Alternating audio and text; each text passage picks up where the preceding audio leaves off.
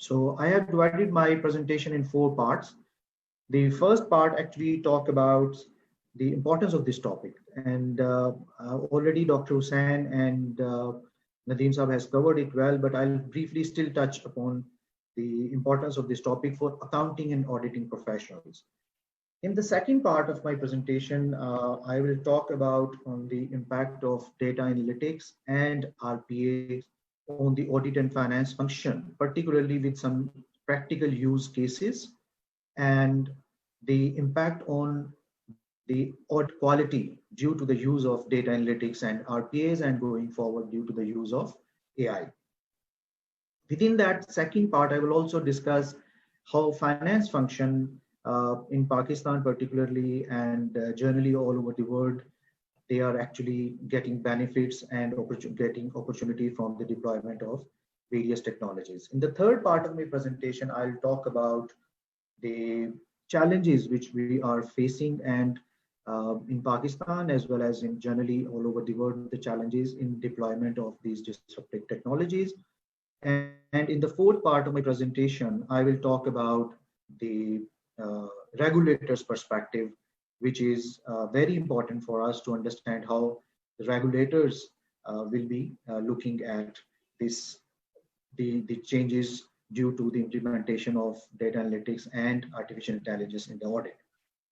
Okay, so no one can deny this fact that in 21st century, the technology has really transformed the way we live, work, and communicate with each other. Actually, it is disrupting virtually every field, every industry that exists today, and overturning the existing business models and creating new ones. So for us as an auditor, as a finance professional, it is really important for us to understand what actually is driving the fourth industrial revolution, which Nadeem Saab has really deeply covered in the opening session. So once again, I would like to highlight here that it is the data explosion of data that is driving the whole revolution and disruptive technologies. And in addition to that, there is acceleration of pace of change that is driving the force. Can you please click next? Okay, so basically the disruptive technologies, which are staggering new range of disruptive technologies, Dr. Isa has discussed in detail. I'll not go into much detail about that, but I'll just highlight the importance of big data analytics as well as the RPAs in the audit and finance function. That is basically the advanced computing abilities are actually driving the whole ability of professionals to analyze data more in detail. Okay, so can you please move to the next slide? Okay, so this is an important slide which actually highlight opportunities for finance professionals. Obviously, we all know that there are challenges. I'll discuss in the third part of my presentation, but here I would like to discuss the opportunities for finance professionals, particularly the CFOs, the internal and external auditors, as well as the external investment analysts. So the CFOs can actually bring efficiencies in the recording, aggregating the transaction, the whole process of aggregating and recording the transaction. So I'll talk about a couple of examples in the real use cases where recording of transaction was really made efficient by the use of RPAs. For the audit and be it internal auditor or external auditor, I think the use of data analytics has already changed a lot of dynamics in their audit methodologies. And the important thing is that they are bringing in efficiencies and effectiveness. From the investment analyst perspective, I would say that the ratio analysis, which they usually perform on the corporate reporting, based on the corporate reporting, the ratio analysis can have more deeper insight, and they can actually, as a human being, they can just interpret. Rest of the work can be done by the technologies. So a couple of technologies which are being used by finance and audit professionals in Pakistan, I would just highlight here. Optical character recognition, that OCR is very much in, and that's really that's used for in account payable and invoicing purposes.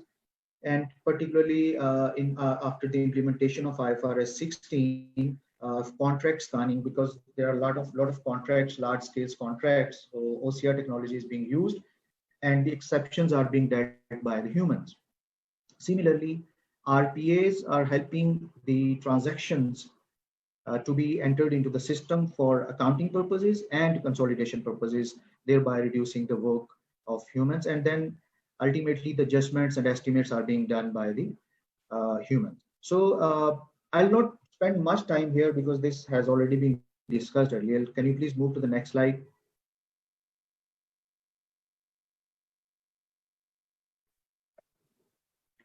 Okay, so this is again the disruptive technologies which I have discussed. Dr. Isa has discussed in detail. I will not spend much time here. Can you please move to the next slide?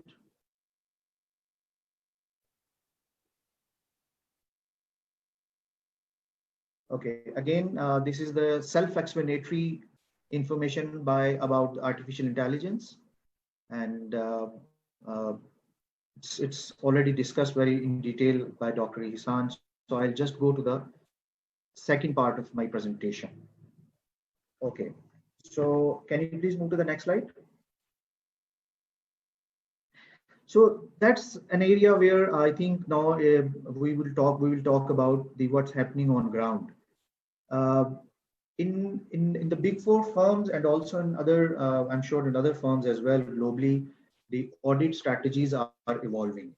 Right now,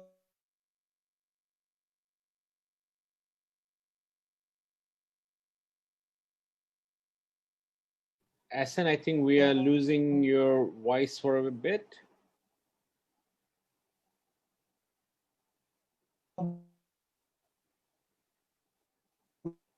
Is anybody else experiencing the same thing from Ahsan's side?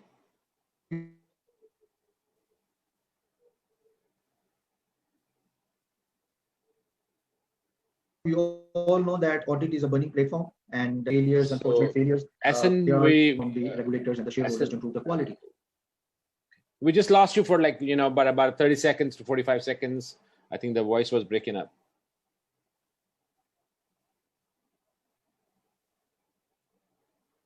I think he dropped off. I probably will be joining us right away. Let's let me check on it. Sorry. Yeah, I'm back. Okay, back. Okay. Okay. So happens. Basically, the audit strategy, starting from scope, execution, and conclusion, all three phases are actually changing. Why? Because we are having ability to analyze 100% data. Okay, so can you please move to the next slide?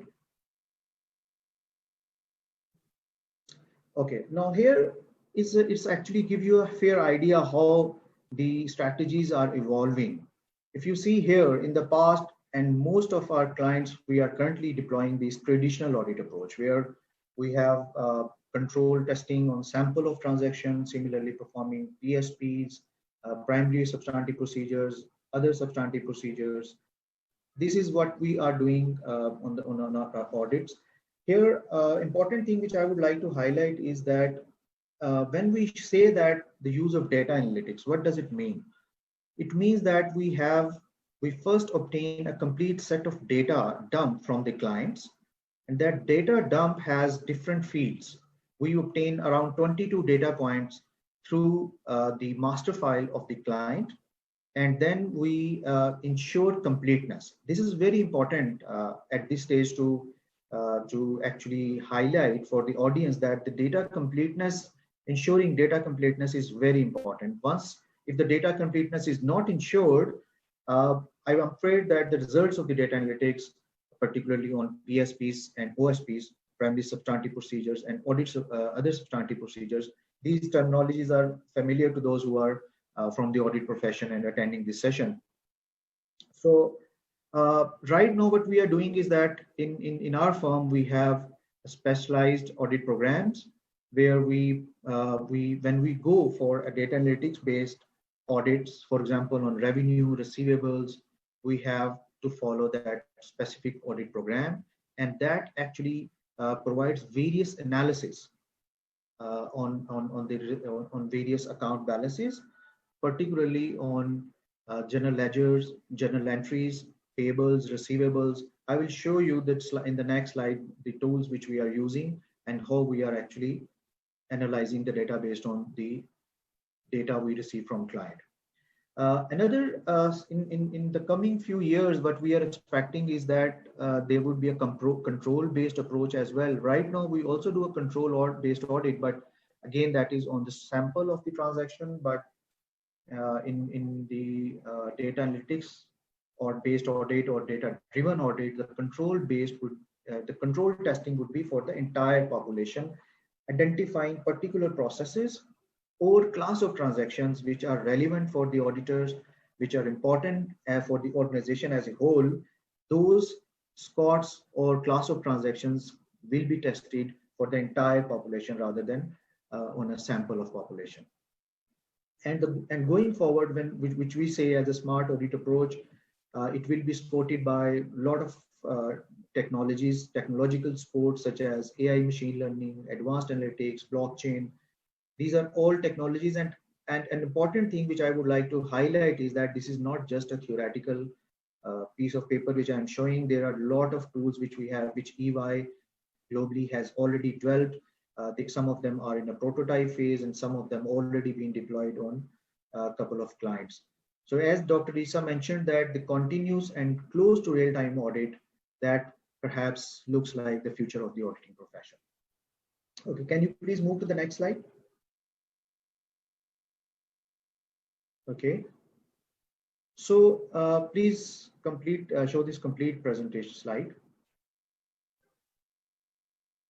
Okay, so basically on this slide, I will like to show you our tools which we are using there are a couple of more clicks. You need to please open that complete slide. Okay, so right now we have around 6 analyzers which we are using.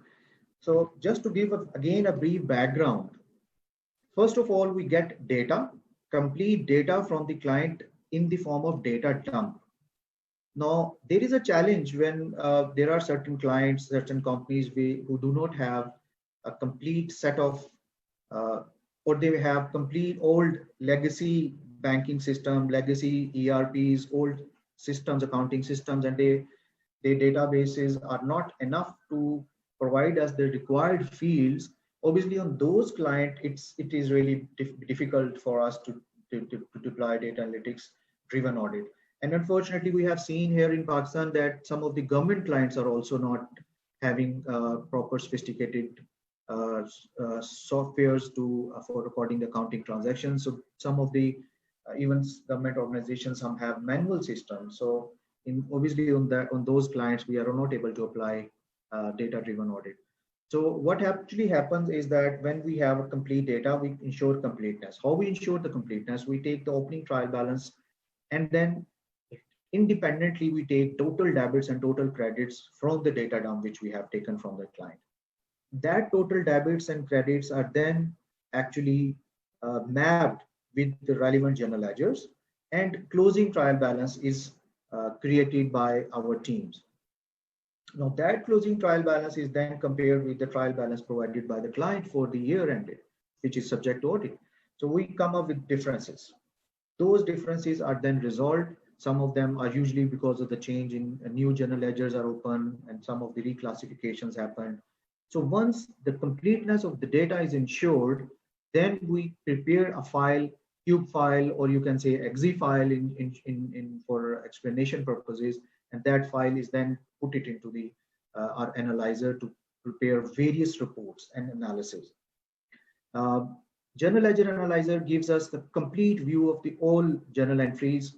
Trade, purchase, and payable gives us, these tools actually prepare working papers for us. Lots of lead sheets are prepared, lots of analyses are prepared, month-on-month analysis is prepared, gross margin analysis is prepared. For payroll, the analysis of headcount versus the gross pay is also compared. Similarly, for the PP&E analyzer, we get depreciation and accumulated depreciation analysis. So these are the generally used analytics tools in our firm, and which are really giving us a detailed insight of the all the data being processed by the organizations throughout the year. Can you please click on the next? Okay, so briefly, this is the total suite of the analytics tools which we are deploying in EY. And obviously, there are still developments going on, and a lot of other tools are being deployed. On the next slide, I'll discuss the benefits which we have obtained. And we believe that these benefits can also be obtained by all other professionals who are already willing to actually start doing audit based on the data or data-driven audit. Can you please move to the next slide?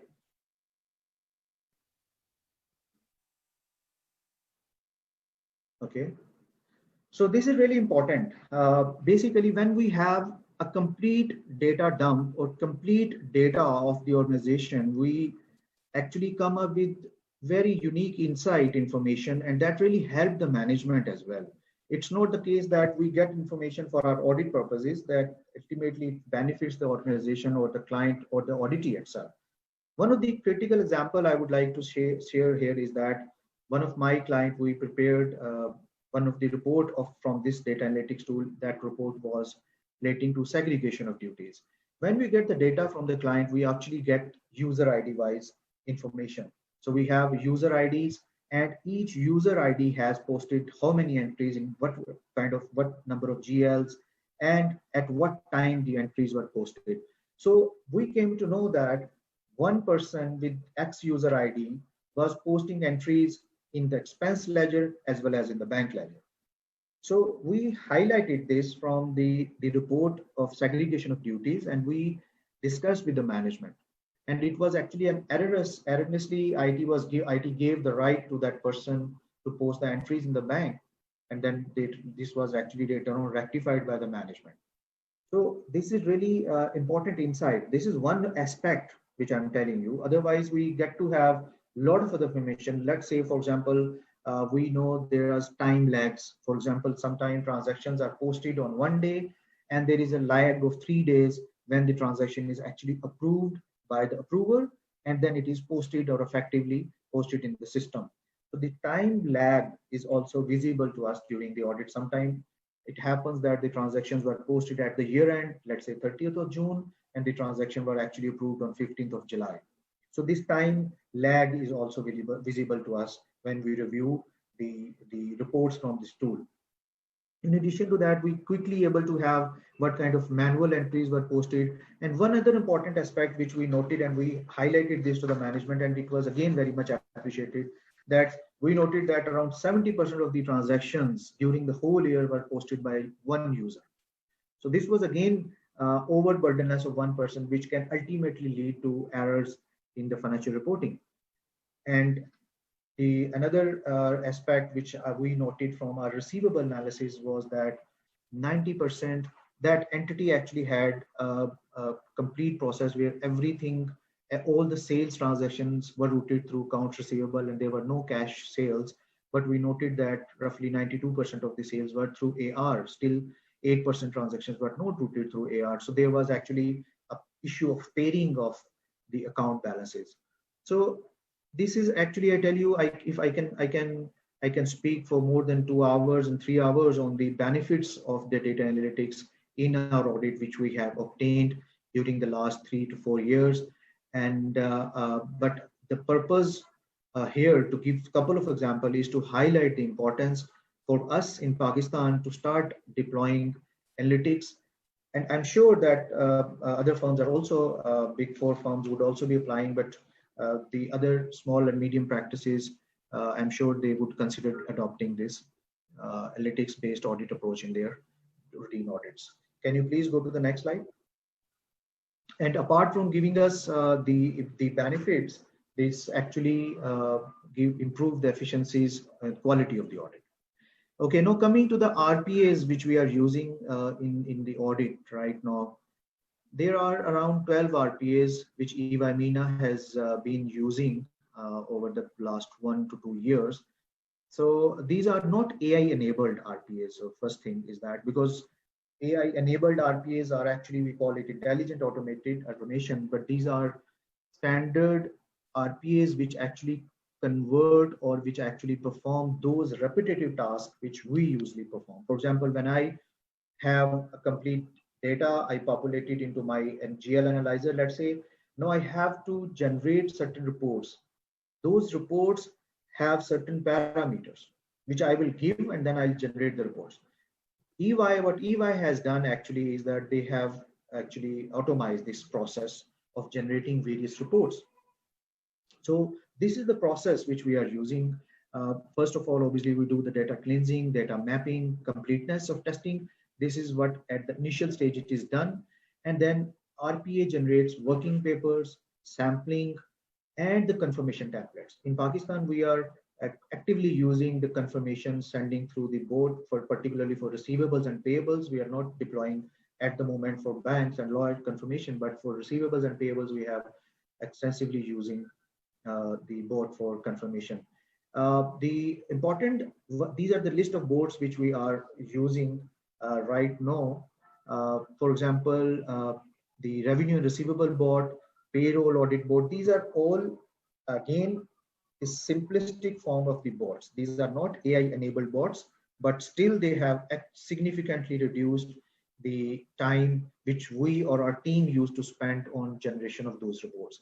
The last board which I have highlighted, visualization board, it is really interesting board which I really like. It actually gave us a dashboard of the information which is relevant for the board of directors and what information is relevant for the chief financial officers. For example, as a CFO, CFO is interested in knowing the segregation of duties analysis, unusual accounting pair analysis, how many new accounts were opened during the year, the date analysis. Date analysis is really interesting. We noted that in a couple of our clients where the transactions were posted on Sundays. So, and some of the transactions were posted by those people who usually do not post the transaction. So when we have visibility of the 100% transaction, we also have the visibility to analyze the preparers of the transactions and also the date of the transaction and the day of the transaction. So that visibility really helped us to have a very insight discussion with the client, and they were actually very appreciative that we were providing this kind of information for them. Okay, so can you please move to the next slide? So how assurance professional of the future will look like? As we have discussed a lot about the disruptive technologies, Dr. Hussain discussed the use of drone. Dr. Hussain also discussed the use of AI in various business operations. But when we focus on purely on accounting and auditing profession, it is not that we will be in isolation from the other business operations. Say, for example, customer service. Customer service is significantly deploying AI-based chatbots. In Pakistan, HPL has also deployed, and later a lot of telecom companies are deploying. But when it comes to the audit profession, we have to have IT experts with us now to ensure that whatever we are performing audit on the numbers, source whichever from the numbers are coming in, they are actually accurate and proper IT general controls in terms of access management, change management, data backup, everything is available. Can you please move to the next slide?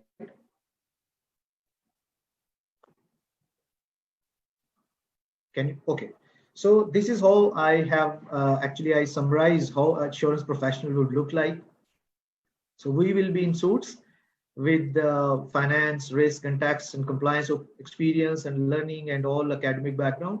And there would be a lot of technology people with blockchain knowledge, fintech knowledge, robotics knowledge, digital knowledge, artificial intelligence knowledge. So we would have to shake hands with the IT people going forward in order to be competitive in this profession. Can you please move to the next slide? Okay, now I'll discuss the use of RPA and AI in the finance function, which we have seen in Pakistan. There are 6 key, basically, finance functions where we have seen the deployment of RPAs. account receivable processing, payable processing, finance and accounting processing, standard journal entries processing, similarly accounts reconciliation, and FNPA. So I would like to highlight key areas. This is self-explanatory slide, and the RPAs which I have mentioned on the right side of the slide are actually those RPAs which have been one way or the other being deployed or have already been deployed by various companies. So the key, one of the important use case I would like to highlight here is the journal entry posting. So journal entry posting has been automized by many organizations where they do not have integration between their modules. So for example, there is an accounting journal ledger module, and then there is another loan module, let's say, or there is any receivable module, and they are not integrated. So that the posting of transaction from the revenue module to the general ledger module is actually automized. And this is really, it is not an expensive kind of tool, which is, this is not an expensive tool, frankly. And if you search and if you discuss with the various technology companies, you will come to know that the investment in robotics is not that expensive. Because obviously for as an auditor and accountant, it's very important for us to ensure whatever investments we are making for it is a strategic investment or tactical investment. And I tell you, RPA is a tactical investment. It is not a strategic investment. Okay, can you please move to the next slide? Okay, so these are the use cases. I will give you a very interesting example of one of the non-audit client of in Pakistan where we deployed RPA. That's a microfinance bank. They had a core banking system. Basically, it was an old core banking system, and they had a strategic plan to move to the new core banking system in 2 to 3 years, and that was properly approved, and all the vendors were finalized. But before that, they deployed loan module, and they actually automized it through a process whereby all the loan officers used to go to the borrowers, they enter their data in the tablets, and then that tablet, through the tablet app, all the data from the borrower relating to the borrower used to come to their database in their head office. Now, what was happening? Ideally, that module should have been integrated with the core banking system so that the data is transferred and various analyses are performed from the core banking system. So they had a risk rating model in the core banking system. So risk rating model, in order to have risk rating of the individual borrowers, they had to manually punch in the data from the whole database, which they get it from the loan officers who are actually dispersed all over Pakistan. Now, what we did was that we prepared a code for them, which actually read the data, whole data from the database of the loan module, read the particular input parameters which are required by the core banking system, and it automatically opened 6 or 7 screens of core banking system and punch in the data which their finance team or the people, the accountants used to punch in. So the data which was punched by the accountants for at least, let's say, 10 days or 5 days, that timelines was significantly reduced to 1 hour. So there were errors, of course, and those errors and exceptions were then monitored by those accountants who were used to punch in the data. So this is really an interesting example, I tell you, because one way is that they had a strategic investment plan in place. Through that strategic plan, obviously going forward, they will integrate that module with their core banking system, but there are 2-3 years gap. So as a tactical decision, they deployed that both, and they reduced the work and actually had more accuracy in data punching. So there are other examples as well in the use case in Pakistan. Can you please move to the next slide? This is another example of AI which is being used, not in Pakistan. This is an example of Middle East, which I have discussed with my colleague, and I obtained it for the discussion purposes. Basically, the AI was used to actually analyze the customers who are likely to default in future, who are likely to pay late, and who are actually a very good and regular customers and whom to be blocked. So basically, they obtain the data from any source. Let's say I have given an example of SAP, but it can be Oracle or any other data any other database source. So based on that, they obtained the customer history, region, default rate, late payment experiences, and also the macroeconomic factors. And then using the machine learning classification algorithm, the clusters were prepared. The customers are with low risk and customers are likely to pay late, and those customers who are actually to expected to default. Now, there were recommendations from that AI tool about certain customers who are likely to pay late. Now, if that recommendation is there, as a human being or as a financial controller, the company used to then analyze whether we need to take any action. For example, uh, we can take no action, or we can actually block the further sales to that customer till the previous receivables are settled. We can reduce the credit limit and also review the risk of particular customers. So here, this process is intelligent automation, and there is involvement of artificial intelligence in this entire classification process. Can you please move to the next slide? Okay, now this is the third part of my presentation, which is actually dealing with the challenges which we have faced, and now I believe that those professionals who would be deploying data analytics and automation and AI in their respective fields, they will face. The first one is, of course, the investment requirement for obviously in the big four firm, globally, they have developed and obviously they charge to us, but for small and medium sized practices in Pakistan, there would be significant investment requirements. And then from the client's perspective, this is really important. If they should have the data standardization, their accounting record should be comprehensive for the auditors to actually then analyze and perform audit on the basis of data. Skill set change, of course, will require, as I mentioned, that IT professionals, not just IT professional, but for us being a chartered accountants, we also need to get more understanding.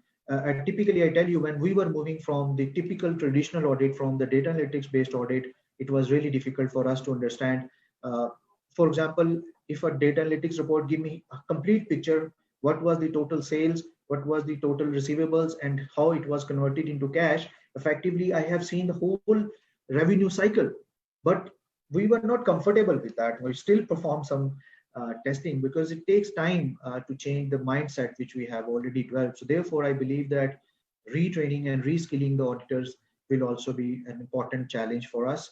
And obviously, the regulators and other oversight authorities such as AOB or SCCP, how they will view it. That's another important fight. So these are the challenges from the auditor's perspective. When we talk about the challenges from the finance perspective or accounts department perspective, I believe that they need to ask the questions when deploying AI, particularly AI, because that will definitely change their dynamics, and they have to ensure that their ITGC governance framework is properly updated, and they have to ensure that all the compliance risks, technology risks, data risks are properly covered when deploying any artificial intelligence tools. For robotic process automation, I believe that there can be simplistic improvement in their existing policies and procedures, and that would not be so cumbersome or challenging. Can you please move to the next slide? This is actually a slide which just to highlight that currently perception about AI is that there was a survey which was conducted by Gartner in 2018. It was a CIO survey. That survey actually confirmed that 85% of people believe that AI projects by 2022, previously it was 2020, but then they updated it to 2022, will deliver erroneous outcomes due to bias in data, algorithm, and development. So I think there is still a lot of things to be done in this field, and obviously internationally the lot of development has already been made, and Pakistan, we usually follow the developments which are made internationally. But I think if we are going to deploy any AI tool, it is important that we understand the overall ecosystem of our organization, and whether we should have very detailed discussion whether to deploy AI for a particular process or not, because it can be huge investment, and that investment can go in vain. Okay, can you please move to the next slide? Okay, so this is just a brief overview of the risks on the deployment of artificial intelligence. I will not spend much time on it because this slide is self-explanatory. Particularly, it all revolves around 6 or 7 areas which all the accountants should consider, and they can also collaborate with their IT departments to ensure that these risks are covered. We have mentioned that what are the high risk and what are the medium risk. Particularly, these revolve around data governance, technology risk, and the business processes. Okay, can you please move to the next slide? Okay, so this is the last part of my presentation where I would talk about the regulatory perspective. IASB has established a data analytics work group. It was established back in 2017 or perhaps 2016. They have complete information on their website. They have not yet come up with a final recommendation or exposure draft, but they have conducted a lot of meetings, and based on those meetings, they believe that all of the auditing standards, one way or the other, will be impacted because of the if data analytics and AI is deployed as a part of the audit procedures. In the Big Four firms, we have already standard set protocols. Obviously, those protocols are to be followed in order to make sure that the data-driven audit is compliant with those protocols and procedures and policies of the firms. AICPA has issued guidelines on the data analytics. FRC, UK FRC did a very interesting thematic review. It is available on the internet. Anyone can review it in detail. They performed a thematic review on 7 firms, UK-based 7 firms, and they actually noted that around for general entry testing, almost every firm was deploying data analytics. And for revenue and process analysis, there were limited use, and in certain cases, there were regular use for general ledger and third-party tools. So for impairment modeling and derivation valuation, obviously, derivatives valuation, obviously, that they were limited use, and FRC also had certain reservations on the tools which were deployed. Now, talking about ICAP's role in it, as far as I know, so far there is no guideline available for the members on the data, on the use of data analytics in audit, or you can say the digital audits. I think ICAP can come up with a guideline on this. And in the end, I would say that IASB has clearly mentioned that even if we perform data audit on 100% population, it will not change the definition of the reasonable assurance. It will remain a reasonable assurance even if we have visibility of the 100% population or the entire population of the audit. Okay, so that's all from my side. Can you please move to the next slide? Thank you very much from my side. Thank you. Thank you, Ehsan. Thank you.